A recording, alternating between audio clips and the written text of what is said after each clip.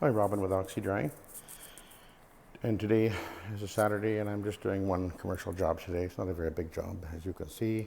This is actually they sell leg braces and orthotics here, so there's treatment rooms and I guess an area where they amble back and forth and look at the gait and things like that. Very high tech. I actually, many years ago, I actually worked for a couple of years in a lab where the orthotic foot insert, the shoe inserts, we made those. And yeah, that was a long time ago. It was in my early 20s. So I have some idea of what is all involved in that. Yeah, actually I made, oh look, there's some right here. So I made ones like this. Yeah, all these things, I made those way back when. Yeah. Interesting, eh? Yes, but that was a very long time ago. Like 40 years ago? Something like that. Oh boy. Oh man. Anyway. I pre-vacuumed. I just did a video where which I assume I will put up before this video, and vacuum with the Seabo vacuum there. I've already cleaned that area over there, so now I'm just back here. And overall, the carpet's actually in really good shape. There's just where you can see the contrast, although I'm not sure what's going on here. It's, I guess they had a strip there and then went that way. Kind of weird how they did that one, but anyway, plastic mats down there or something. Kind of odd the way that one is. This one's a little more obvious, I guess, as far as it being just a rectangular plastic mat that was there. And it's been down for quite a while. Of course, this is the worst one.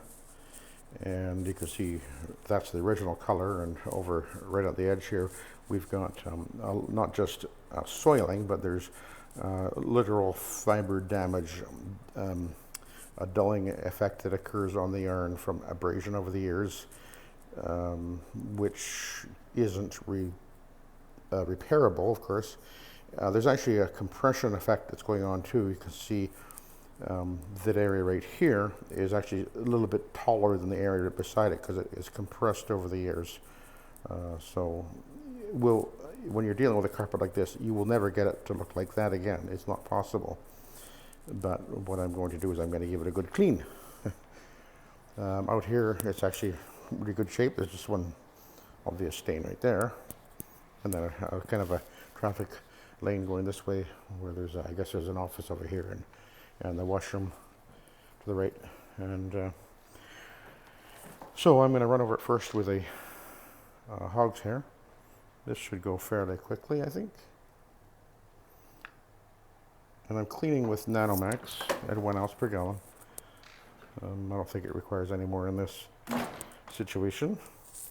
A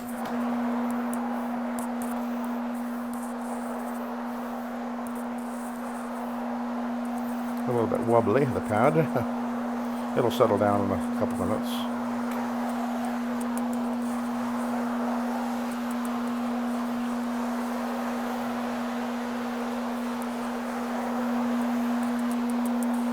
I'm not soaking, I'm intermittently feeding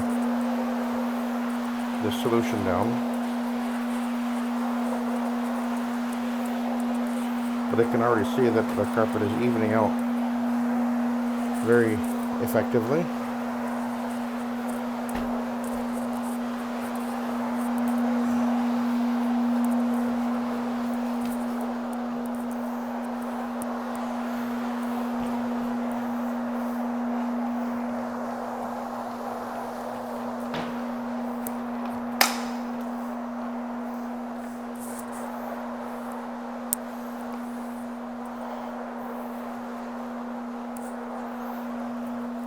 Looks like the traffic lane is completely gone, but I will be running over with an Iron Man, of course, as well.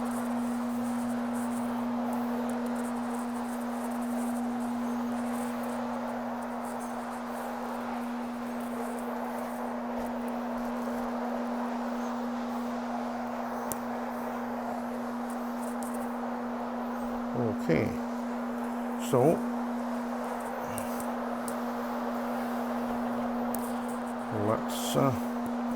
let's go to work here. Okay, I'm going to the left, and I'll tell you what I'm feeding. Feed on, off, on and off, on and off, on and off, on and off, on and off, on and off, on and off. Notice I slowed down over there. I'm going to give it a little shot of that all rug. I'm going to let that sit for a minute. I'll come back and address that again. On and off. I did pre-treat it already, but it needs a bit more. On and off. On and off. Now, some of you are watching are thinking, I'm actually using a lot less than what you probably do. And I probably do. On and off. So you can see the pattern I'm doing. I'm doing a on and off, and then basically going back. That's all you normally need. And you can see it's spraying out over the side here. You can, I don't know if the camera is picking that up, but it is, so there's actually quite a bit coming out. More than you realize, actually, in most cases. On and off. On and off. You only need to get the carpet wet enough. Over-wetting it will not accomplish anything other than washing the dirt into the backing. On and off. Now this is obviously they had a runner here, so I'm slowing down. On and off. Remember, the harder you clean, the slower you're moving. Or the slower you're moving, the harder you're cleaning. On and off there. I'm not on now, because you can see it literally coming out right there, spinning out. There's plenty of moisture there. Probably actually more than I need, actually. Go back and forth there a little bit. Okay, I'm not going to go back to the beginning and kind of do the same thing with a nice even pattern. On and off. And this doorway a little bit, just slow down there. Just take it easy. Let this thing do its thing, because it's doing a lot. 360 cleaning passes per second. That's a lot of action. And the hogshare fiber pads work exceedingly well at scouring, stripping the soil off the carpet fiber. Now you can do the same thing with a white fiber pad, but the hogshare is a little more aggressive, and I use it now more than ever. I used to just use the white ones, and now 9 times out of 10, even residential, yep, residential too, I'll use the hogshare because it just works so fantastic, and I'm having 0 issues with it. If I think maybe the carpet feels a bit soft, then I'll switch over to the white pad. No big deal. But I've had no problems at all so far. And I've been doing this with the hogshare for months and months now. Maybe even a year. But anyway. On and off. On and off. Just let this machine do what it does. On and off. On and off. See how easy this is? On and off. On and off. Now again, I'm going to slow right down because there's a patch right there where it was more soiled, so I'm just going to go slower. I'm not adding any more. I already laid it down, so you don't need to necessarily add more solution. You need to get that thinking out of your head, because if you're coming from steam cleaning, and most of you guys are previous steam cleaners, the answer to everything is to pull that trigger. You've got to unthink that. The answer to everything with the rotary is the agitation.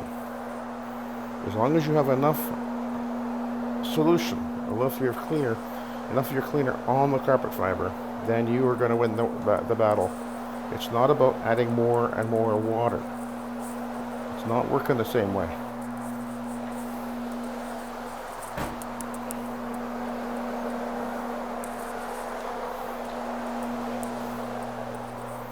And the shower feed works fantastic. It does work better than pre-spray. Sorry guys, been there, done that. I did a lot of experimenting with this years and years ago, and it just works better. And again, back to the argument about what about dwell time? Well, there's a spider.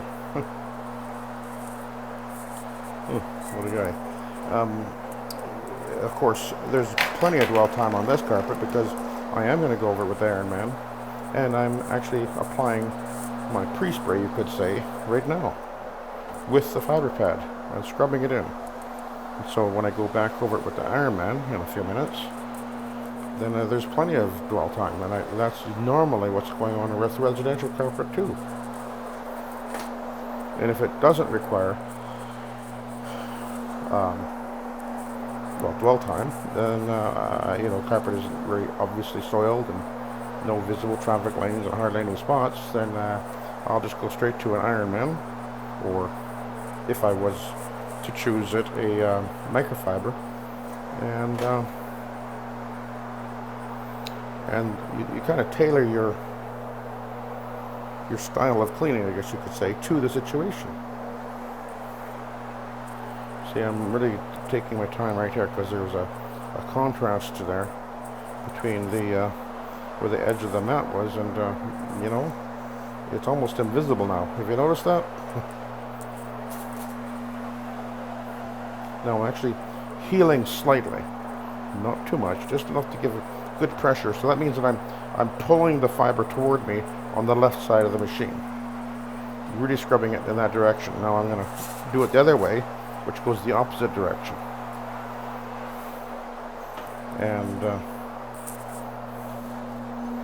it's just working fantastic. I'll do the same thing over here. More pressure on the left side right now. See, that's one of the advantages of the rotary, is you can do this. I'm not adding any more solution because I don't need to.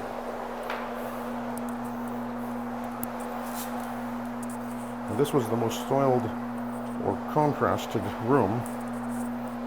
I can actually see there's a lip right along there where the carpet pile is taller, right there, because of the compression effect that's happened over the years.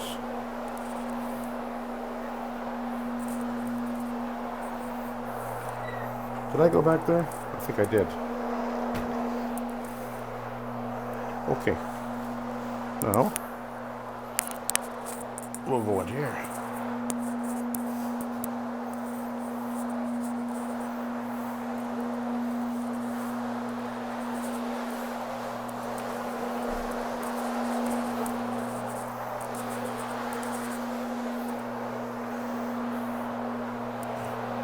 Oh, we'll go behind the door since I'm here.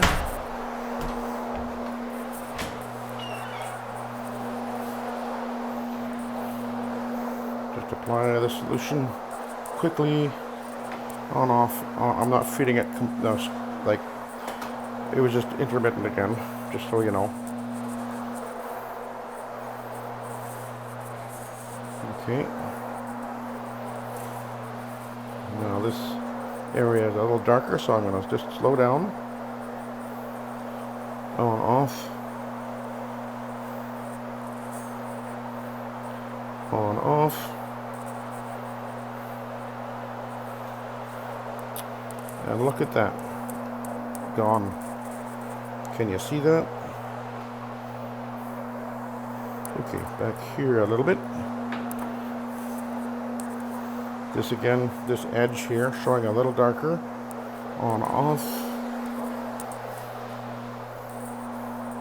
You can see the height difference between here and over there.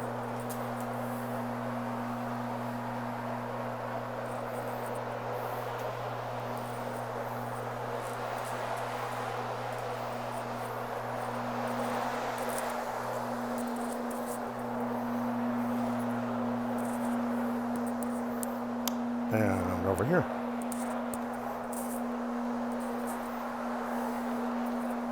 On, off. On, off. On, off.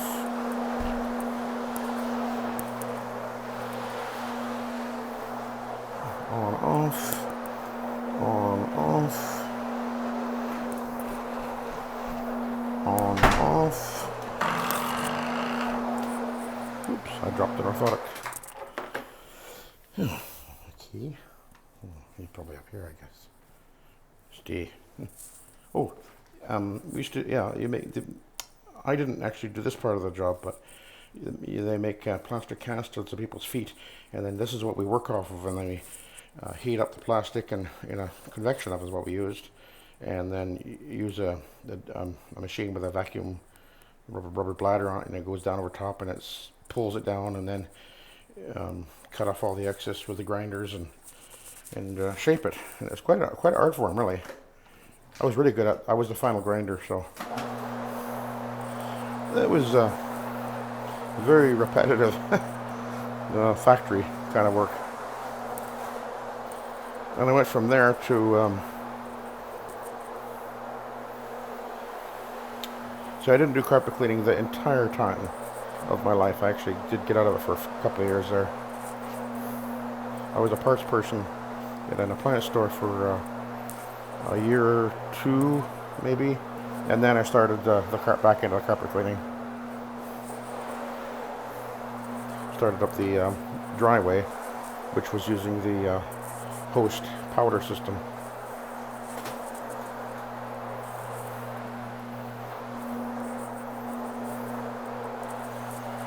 I'd been carpet cleaning with my dad before that.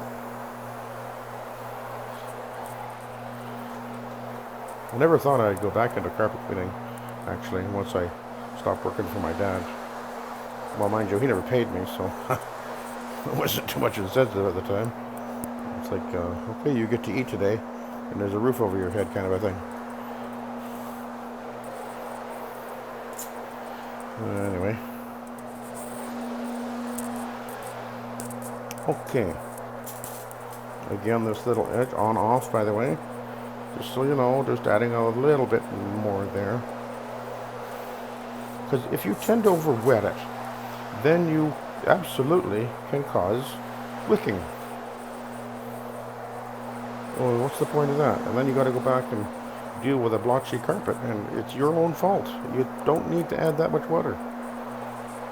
Wicking is, for this type of cleaning, wicking is operator error.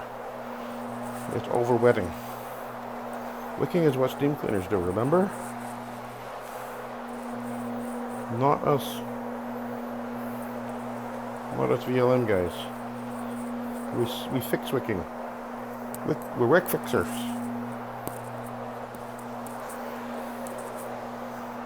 Okay. Okay. Let's see, a stain there? Not sure what that is.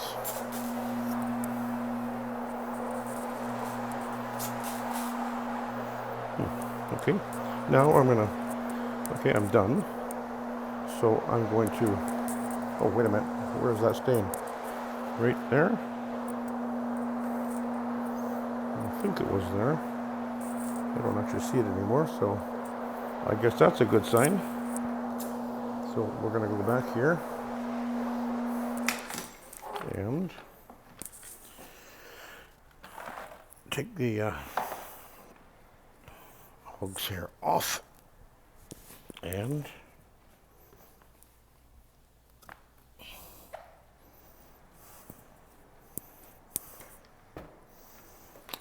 Iron Man. Okay. Now, I don't normally need to add any more solution when I use the Iron Man at this point, but sometimes some carpets actually dry so fast. This one, actually, I can barely feel the moisture here. Barely feel the moisture. So I will have to add a little bit more solution as I go, because I'll feel that, because what will happen is the machine, the pad will start to bind on the carpet. I'll feel the resistance. So you need to be paying attention to that, because you don't want to be running your pad on a dry carpet.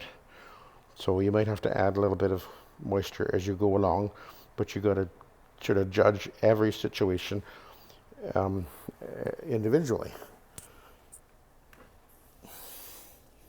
I can feel a bit of moisture right here, because I went over this area. I got it a little bit damper, because this was, of course, the entryway.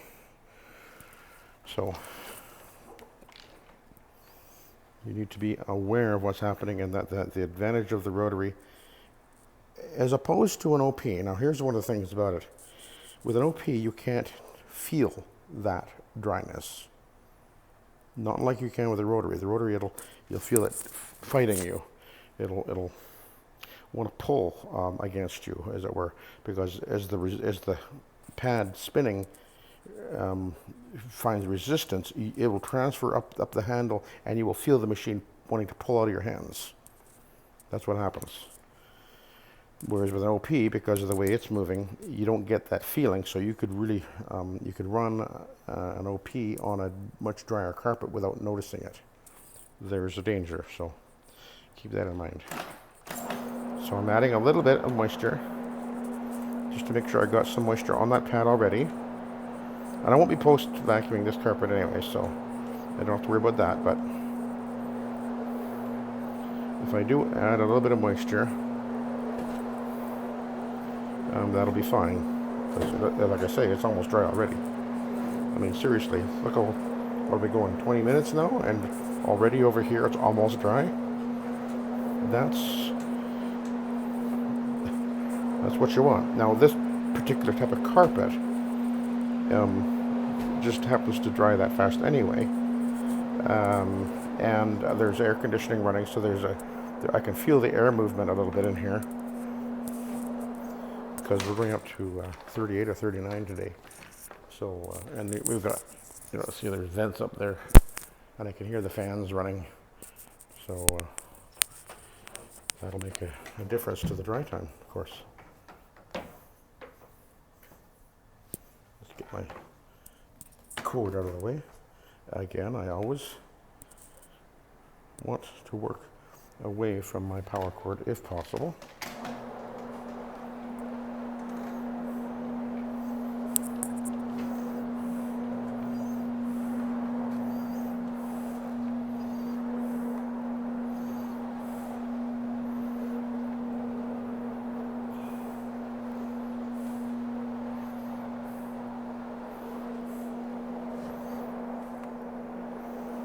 So,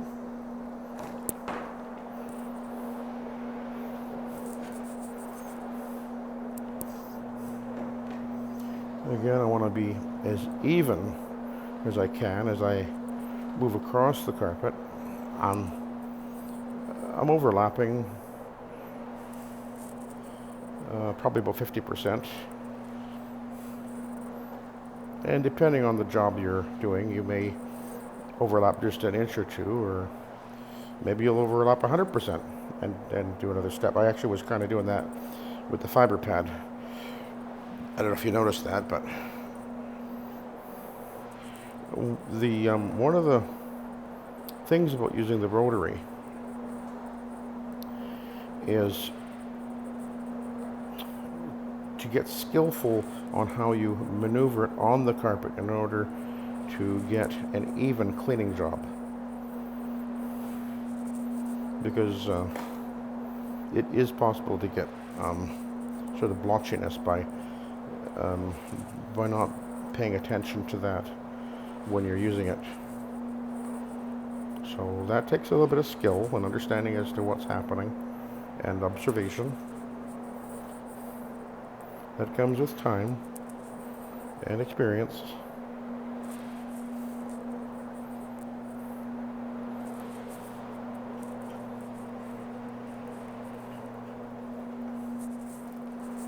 No, it's possible that I could have done this just with maybe a fiber or a microfiber with scrub strips, or maybe even a green stripe pad, and just do it with a single step as opposed to using the hog's hair. But the concentration of wear and soiling in these offices kind of made me. That's what kind of why I decided to go with the hog's hair. I realized that I would get the best performance by using the hog's hair, so that's why I did it. And I didn't charge cheaply for this job. I don't need to do that. And they had no hesitation about the price. I actually charged the same. I charged them 54 cents a square foot, same as my residential. And when I do the smaller jobs like this, that's typically where I go. I don't need to try to win by being the cheaper price. I don't need it. I do so much residential, and I turn work away. So I don't need to try to win these. And this is just a little job, I mean, this is really nothing in the big picture. Well, not nothing, but it's just not worth slicing my own throat to get. In other words, I mean, there was a time when I would have been a lot more anxious to get it, but not any longer. So this carpet will really look good when it's done. It really will. When it give it a overnight, it'll really pop.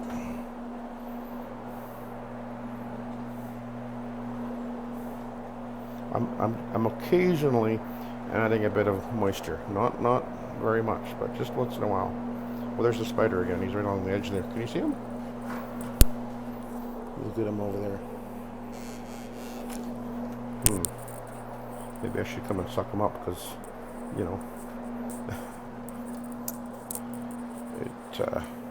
maybe they wonder, how did I miss the spider when I vacuumed or cleaned the carpet? So maybe I should. He probably doesn't want me to do that, though. Oh well. A little bit of moisture I'm adding right here. And now I'm finished.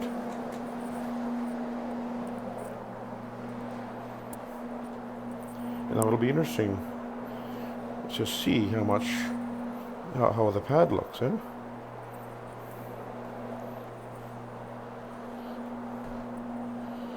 So I'm nearly done. Just got one more treatment room after this.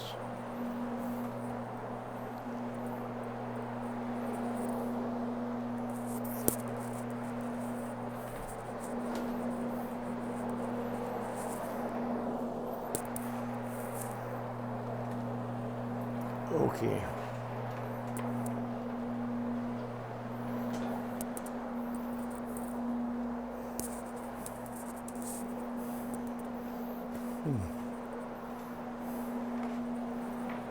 Just adding a little bit right now. And that's it. Probably all I need. Just a little bit of dampness there.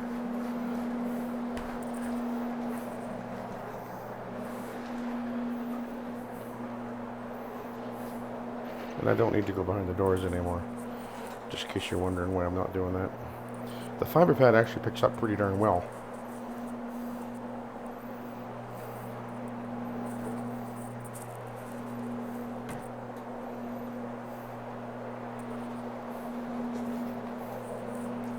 Okay, what do you think? Looking good, eh? You can see this is the original color. It'll never look like that again, and everybody understands that. But this one had that weird pattern on it, and it's virtually gone. You can barely make it out now. So I'm sure they will be very happy with the end result here. And we'll go over here.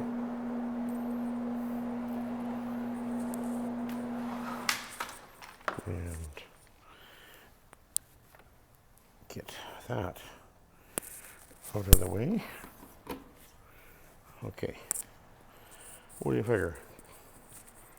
Looking pretty good, eh? Okay, let's go and visit Incy Mincy Spider. He's not gonna like me. Oh, okay, hang on a sec. I know. I almost forgot. Let's have a look.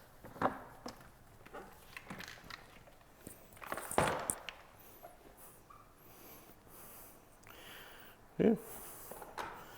Well, that's pretty soiled. Not bad. Certainly can get a lot blacker than that before it's loaded up. So, not bad. Okay, let's go and see. Is the spider here still? Oh, yes, he is. He's over in the corner. You see him right there? He's right there. Oh, dear. Oh, well. Oh, I unplugged. Oh, did I? Oh, yeah, I did.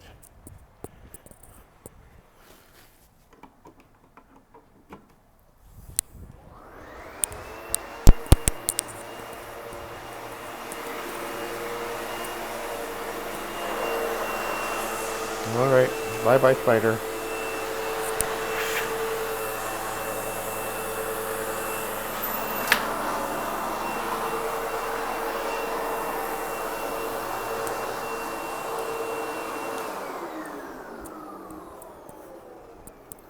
Okay. I guess I'm done. I can go home now. And, oh, maybe I can show this.